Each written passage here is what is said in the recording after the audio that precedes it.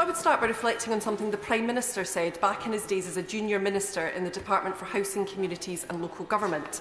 That was that the conduct of local councils and their councillors has a direct impact on the reputation of an area and their fellow members.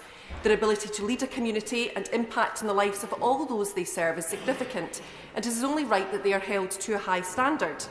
Madam Deputy Speaker, the Prime Minister was of course speaking in his then role relating to local government, but we stand here today again debating how we carry out our duties and how incredibly relevant to why this is important. We could instead say the conduct of parliamentary parties and their MPs has a direct impact on the reputation of a country and their fellow members, or even the conduct of a government and its ministers.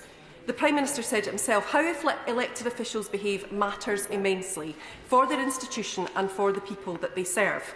And that is why I am pleased that we have consensus over some much needed improvements to our Code of Conduct, which would come into force as a result of today's motion.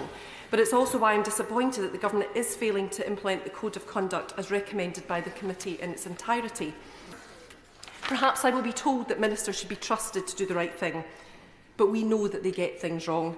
Recent reports of ministers using their personal emails for government work in breach of security tells us that. Clearly, it is easier for everyone when there is one straightforward system to be used so that mistakes can't be made. And furthermore, as pointed out by colleagues, as a backbench MP or even as an opposition spokesperson, you have 28 days to register financial interests, which are then published every 2 weeks. We've had 2 Prime Ministers and countless Secretaries of State and junior ministers, many of whom are now sitting on the government backbenches, since the last ministerial report was published in June 2022.